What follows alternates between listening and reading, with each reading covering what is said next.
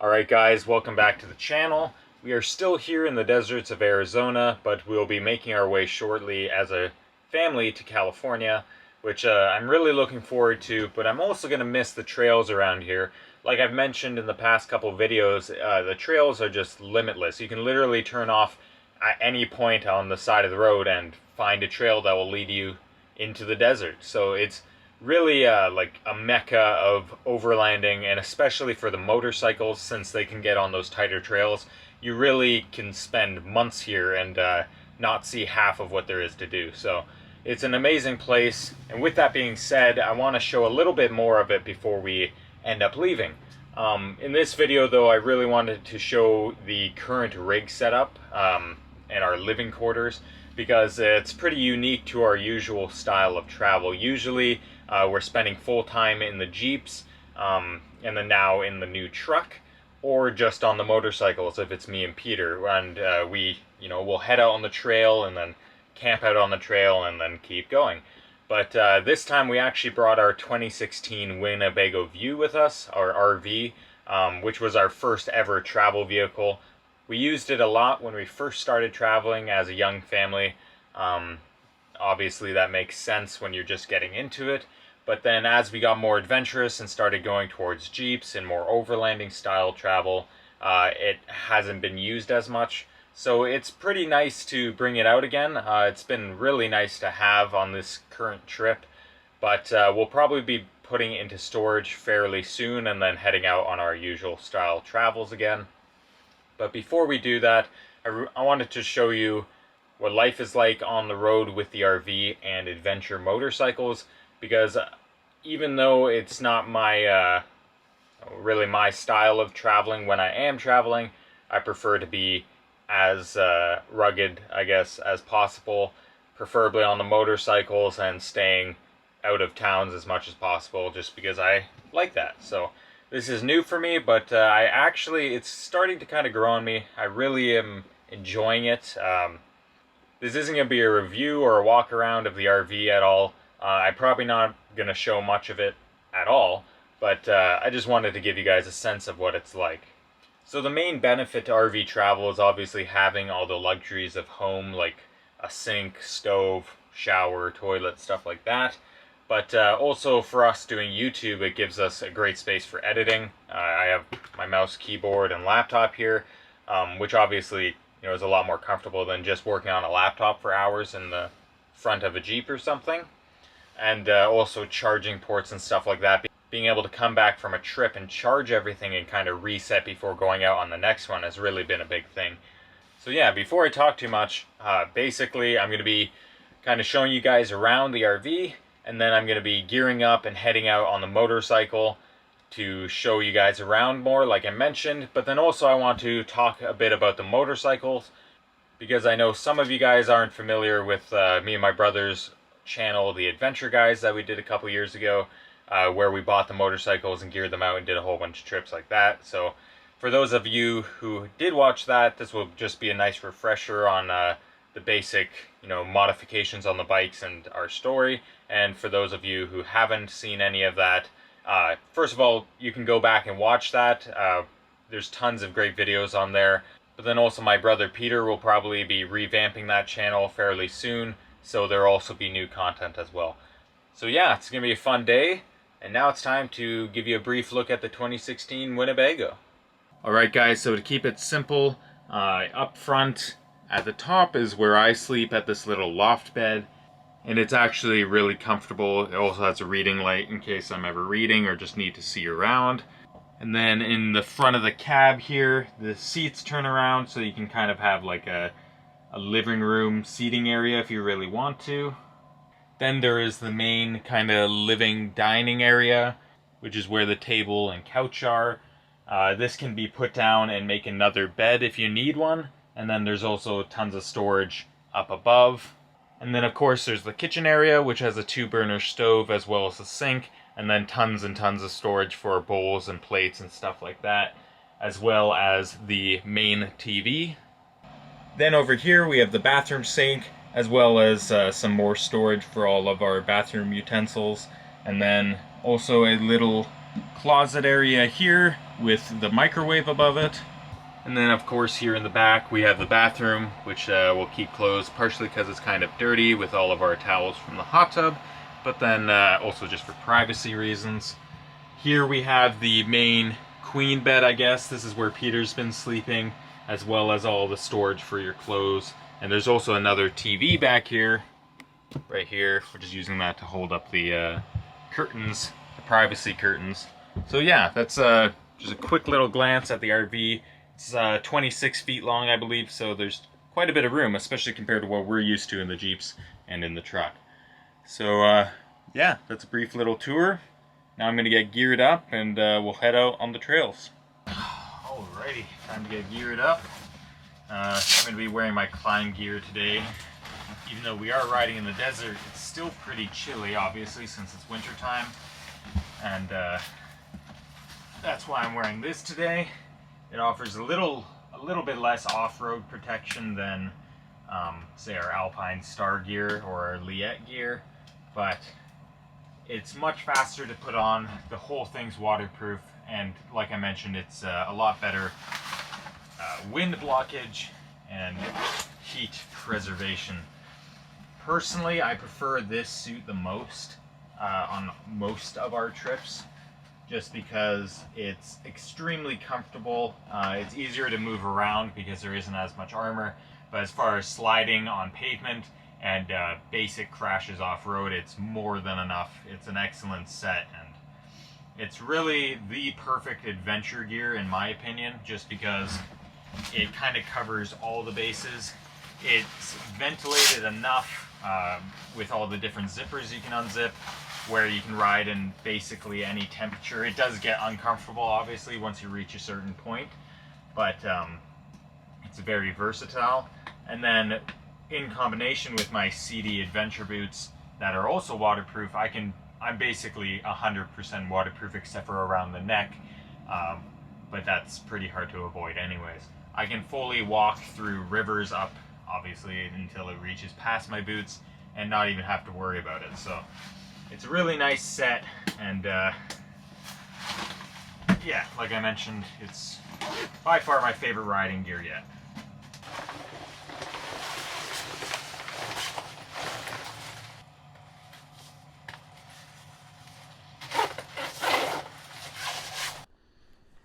Alright guys, so here we are.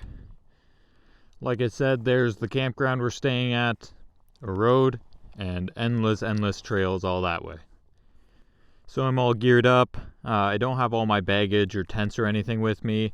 I kept the 2 side panels on the side just because in case you do fall, they do keep the bike nice and scratch free, because these are really nice and slide resistant, so it just helps protect the bike. There's not much in them to keep the weight down, obviously, and if I were going out camping, I'd have the big duffel bag on top here with the Lone Rider tent, but like I mentioned, this time I'm just going out for a fun little ride. So let's head on out there and see what the trail brings.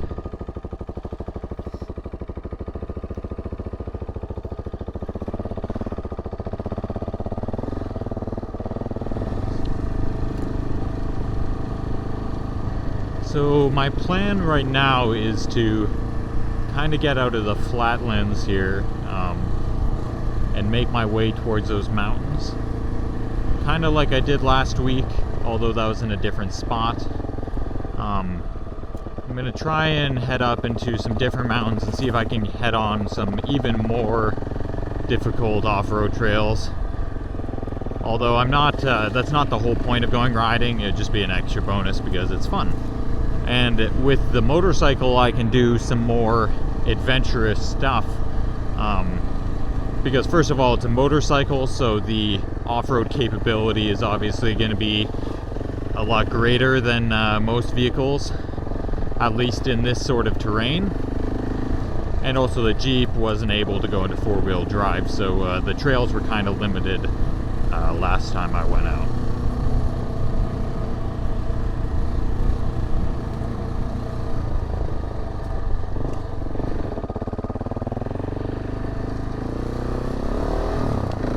Alright, so we're kind of on a main trail. We can start making our way to the mountains now.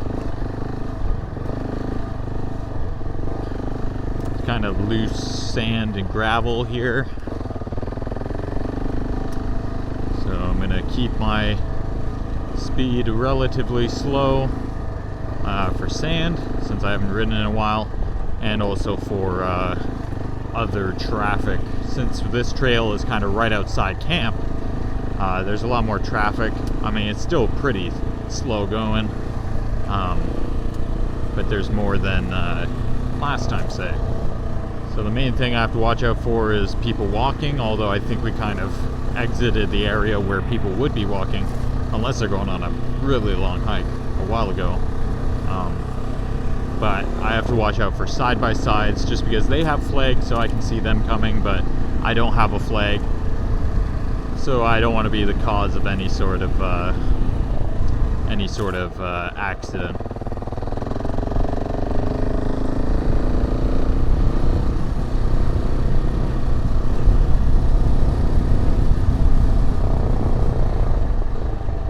Absolutely gorgeous weather. It's not too hot and not too cold, which is perfect for the motorcycles. Sandier area here.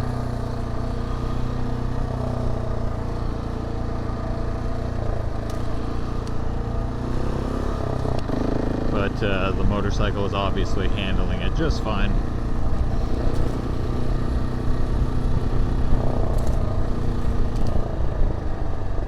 Beautiful trail though, look at this, just surrounded by brush, really immersed into the desert here. Just got to watch out for sudden throttle changes, so trying to keep the throttle nice and steady and slowly increase speed if that's what I'm going to be doing, just to keep from sliding the back tire as little as possible. I think we'll go this way. Go to those far mountains this time.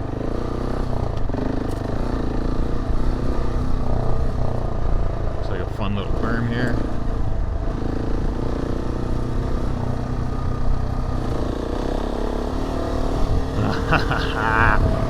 Oh, I missed this.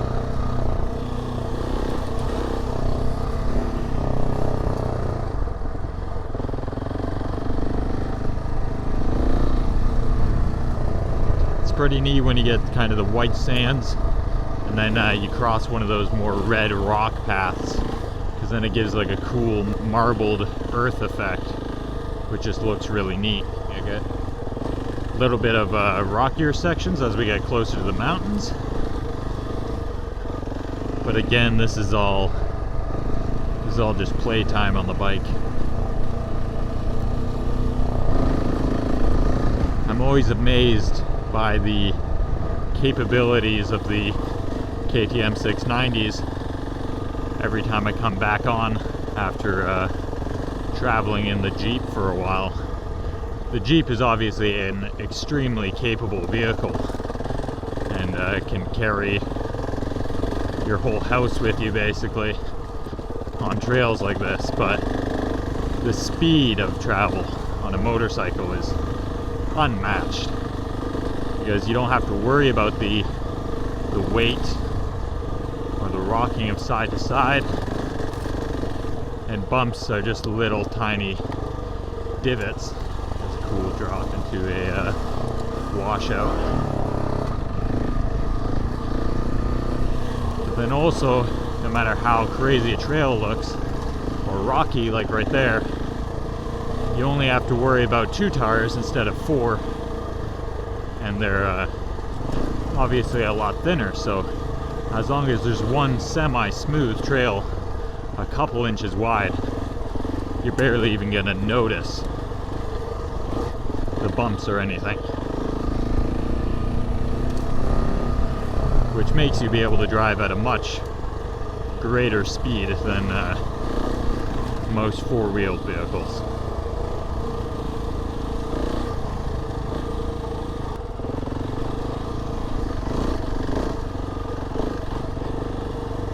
Almost feels like surfing or skateboarding, just hopping it up and down all these ridges. I think I'll go right here.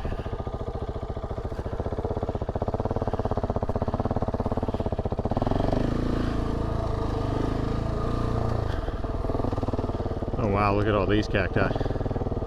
That is neat.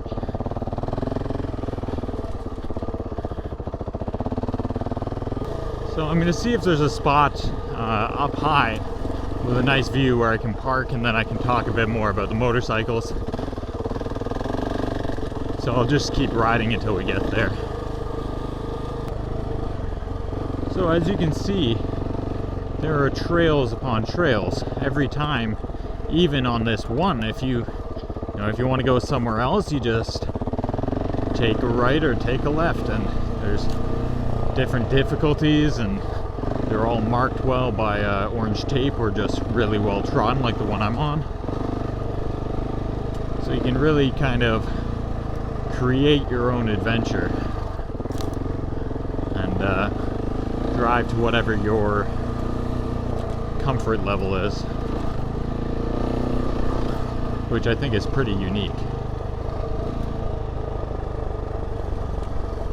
Ooh, that looks fun. Speaking of which, I think I'm gonna go this way.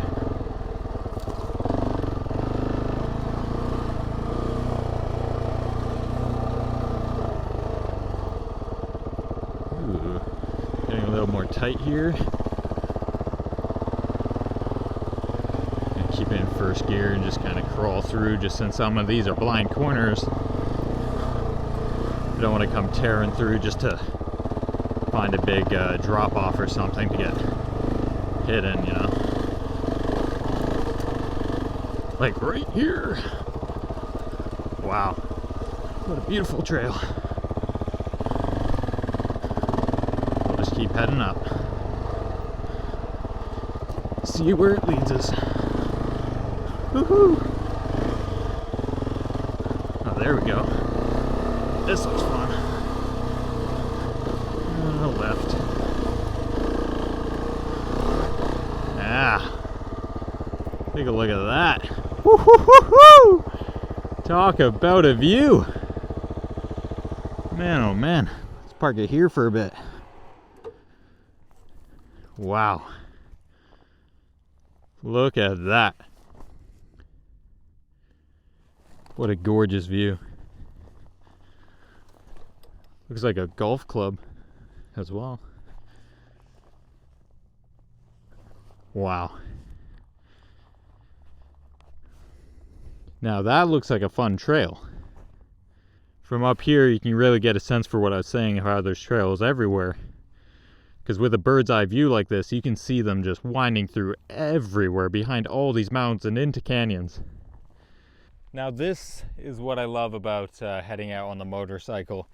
Really doesn't take long. You can get way out into the bush in about 30 minutes, and you can just climb up hills like this to reach spectacular views. It's such an amazing feeling. So much freedom on a motorcycle. I think that's what I really love the most. You're just really immersed in the smells and the wind and the weather, and wow, what an amazing feeling. But this view is absolutely stunning. I mean, you can see kilometers out. And the thing that's beautiful about the desert is no matter how far you look, it's all the same. And it's all the same hills and canyons and cactus and rock, and it never really changes, which is pretty unique in its own way. One day we'll go out and explore all of that. That's the thing though, it just takes a long time because there's so many different places to explore. Now that I'm out here, I'm kind of regretting not taking my tent and some food, because what a perfect day to camp. So yeah, absolutely beautiful spot.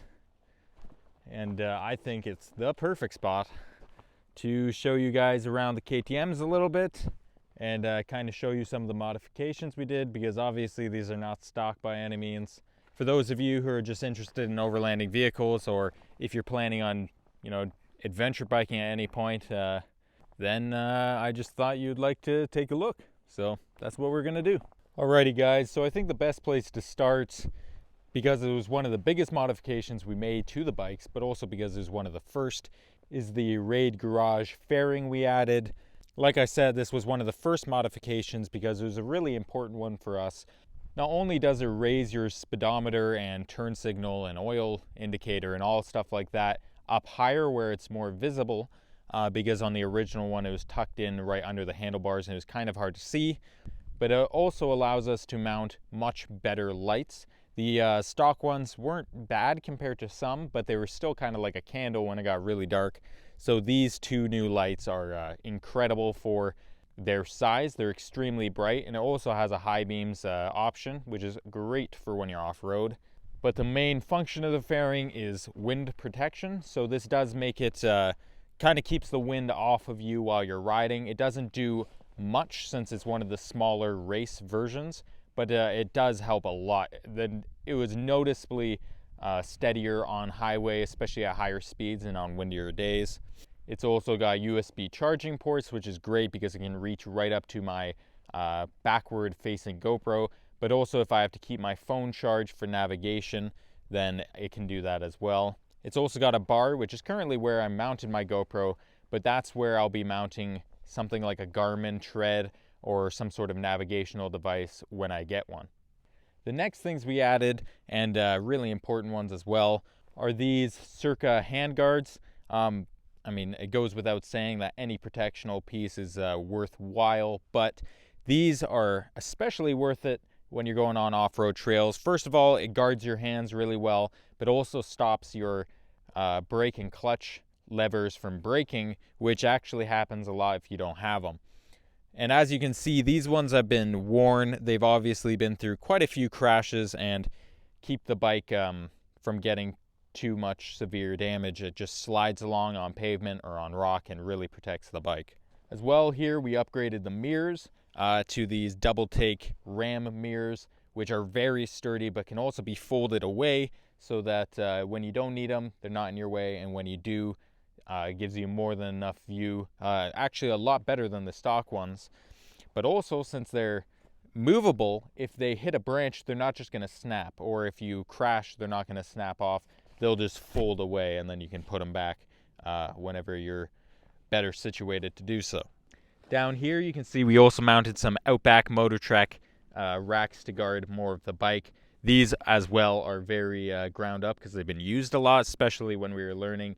You're going to be dropping your bike a lot, so it's really worthwhile getting these. It helps support the whole bike. It mounts really easy, and it's, like I said, all protection pieces are going to be a huge benefit to you, so they're always worth it. As you can see down here, we also have the Outback Motor Trek skid plate, which is solid aluminum, and it can really take a beating. I've hit tons of rocks, and it just dents, and you can even take it off and just dent it back if you have to, but it also covers a lot higher than the original skid plate that came with it, which was just plastic and it was quite flimsy. So I think this is definitely a worthy upgrade. It's something you should do almost before you ride it, because if you get into some sort of accident, or if you hit a rock on the bottom with that plastic one, it's just not worth damaging your engine. And yeah, it's definitely worth it. It doesn't add too much weight. One thing to be said, a lot of people do prefer plastic skid plates, and that's fine. They won't have as much protection, but they're a lot quieter. The aluminum one can be quite loud. You'll notice it when you put on. It's not, to me, it's definitely worth putting on. I would rather have a little bit louder bike than a broken one. But yeah, if a rock gets in there, it'll just rattle out. So it's not that big of a deal. We also upgraded the brake pedal. Also something you should do fairly early on, just because the original ones are more flimsy and can bend. Peter's brake pedal, when he fell sideways when we were riding the trails with Living the Van Life, his brake pedal actually bent and then punctured his case, which caused a whole bunch of issues. So I would definitely recommend getting one of those. Another upgrade is we got a Tusk extension for our kickstands, which just makes it a lot easier if you're going to be placing it in sand or something, so that the bike doesn't tip over or sink in. It just gives it a lot more ground room to stay upright. As far as tires go, the original tires that came with the bike were the TKC 80s, which are fine tires. We used them for a long time, but then we ended up changing the tires. Me and Peter went different routes with that. Mine are the Moto Z Tractionator Adventures, which are a 70% off-road, 30% on-road, so it still gives that highway capability without being too uncomfortable, while giving you more than enough traction off-road. Of course, as you've probably noticed, we also went with Moscow Moto's panniers. They come with a whole bunch of different options. We went with panniers just because that's what we decided were best. We've used these for years now. These are the backcountry, 25 liters on the side, and then like I mentioned, we also have, I believe it's a 60-liter duffel bag that goes up on top. And these are amazing. They pop off easily. They can carry tons of stuff. We actually, most of the time, won't even take the duffel bag because there's more than enough room to carry everything you need on the sides. But if you really wanted to, you could carry tons of stuff. Like, you could go out for weeks with these things and never have to restock, except fuel, of course. They also are slide resistant, and we've had them fall on pavement and off-road, and they still look brand new. So that's definitely a bonus when you go with Moscow Moto. I'm not going to talk too much about these because I probably could for a very long time. This is just a brief overview of some of the pieces we've put on the bike. There's a few smaller pieces like disc guards and engine case covers that I don't think I need to talk too much about. Another important piece is our wings exhaust and exhaust covers. These are amazing. They're way lighter than the ones that came with it, and they also can be quieter. They have a much better sound in my opinion, and when I put that on, it was definitely a game changer. The main thing I like about the wings is the original one that came with it could get very hot, and if you touched it, it would burn, or if you like leaned a bag on it too much, it could melt. So these ones stay extremely cool.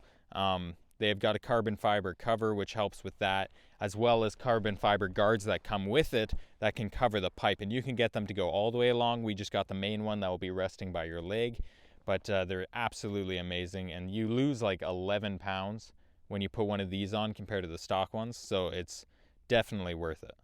It's also got sound adjusters, so you can take them out and make it louder if you're trying to be heard on the highway, or you can put them in and it's going to be much quieter, which is usually where we keep it since we don't do too much highway driving and we don't want to disturb anyone while we're driving through the trails if there's other campers. So yeah, that's the basics of what we did to the bikes.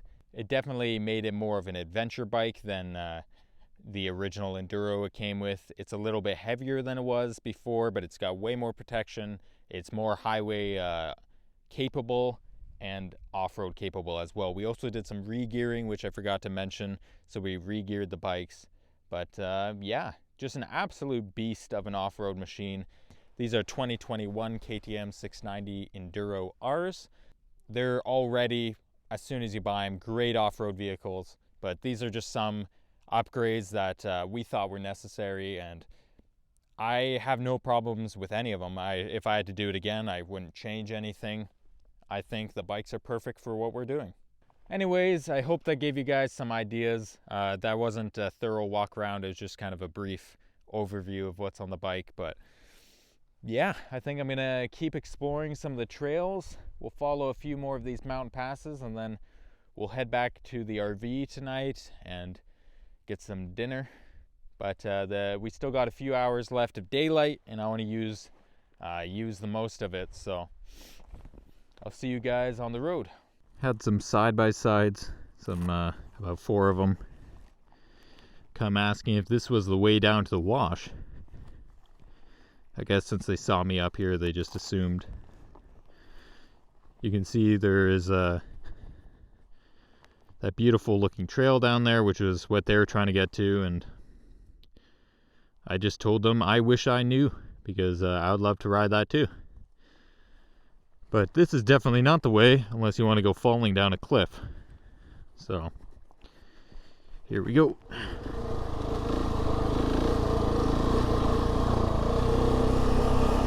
That's fun. Oh, look at this. Wow. So I'm stopping sooner than I thought. Wow, take a look at this. This obviously must be a site people come to quite often. Somebody left some coffee, some wood for fires, even a golfing mat, 2 sets of golf clubs, some golf balls. You know what? Maybe before we head back, we hit a few golf balls. Well guys, I'm not much of a golfer. I haven't done this in many years, but I'll give it a try. I assume they left this out for public use, and if they didn't, well, they shouldn't have left it out here. We'll see. I don't even really remember how you're supposed to stand or anything.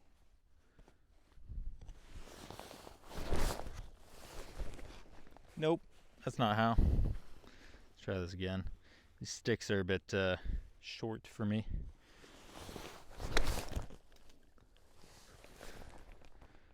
Nope. All right, let's try this again.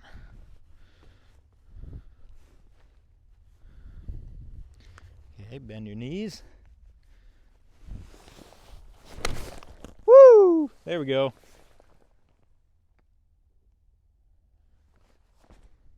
That wasn't bad, at least for me. I'm sure my form was wrong, but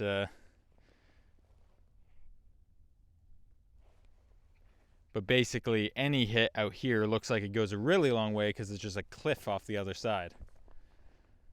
Well, that's a fun thing to leave out here.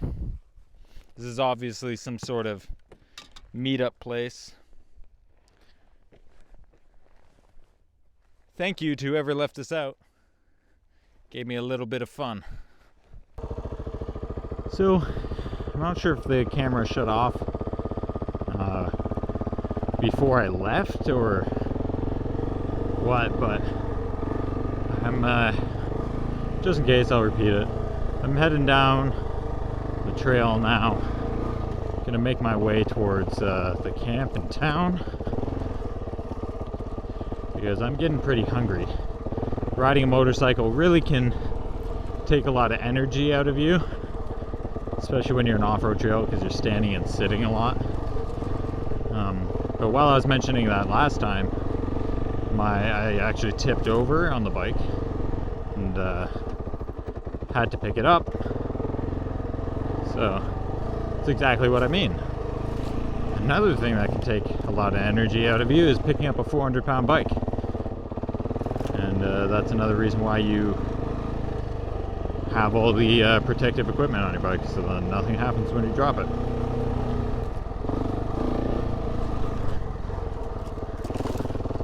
What a fun day though. This is exactly why I wanted to do this video, is to show you why I love this place. Just how much fun you can have out here endlessly. And also kind of really shows what I was explaining earlier on the RV subject, that the nice thing about having a home base like that is you can just come out here and ride and then go back to the comfort of home without even thinking about it. And if I really wanted to go off-roady, not sure if this is the right way, then I could even, you know, take off all the panniers and shed all the weight and then go for a real enduro style ride. Oh, there we go. Well, I was going too slow trying to talk, but so the funny thing about sand and berms is you'd think going slower would help, but it's actually what throws you off. Keeping a good, like, medium speed, especially on berms, will keep you from tipping over like I just did.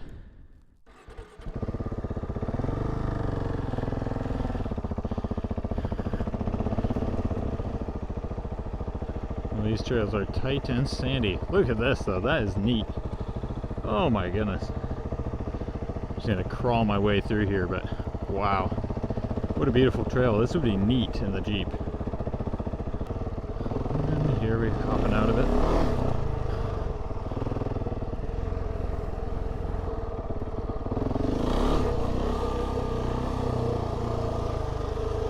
Stuff's a little bit sturdier, we can pick up some speed.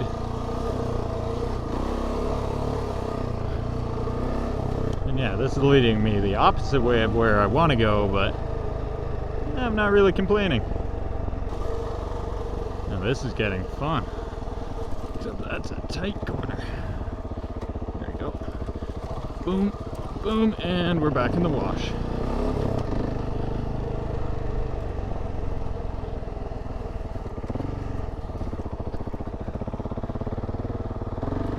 I know it might not look like much, but this trail is testing my skill because it's so sandy, and I haven't ridden stuff like this in a while, so I'm still getting used to it. It is a lot of fun though, and it's great for experience building.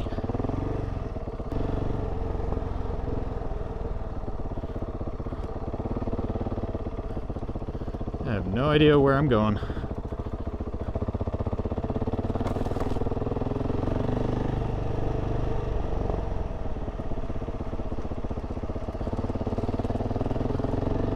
Wherever this is leading me, it's probably somewhere fun.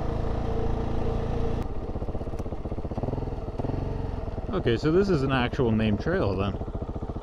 Cable route. Oh. Well, I mean, it's probably for the cell, but still. So I'm assuming this will lead me onto the road then. The nice thing here is there's only really one highway, so if I follow it, I'm guaranteed to come out at camp, even without navigation. Oh, no way!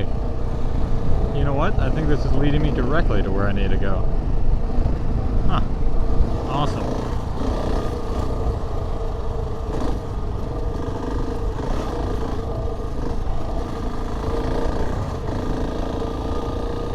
Yeah.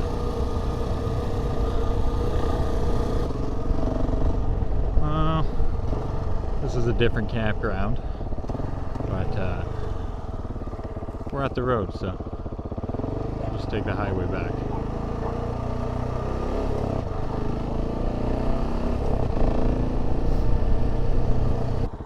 Yeah, this will just be like a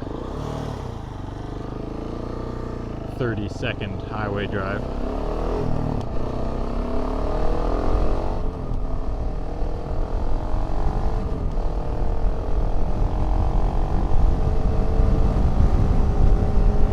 Alright guys, so we're back, and I'll see you when I get to the RV.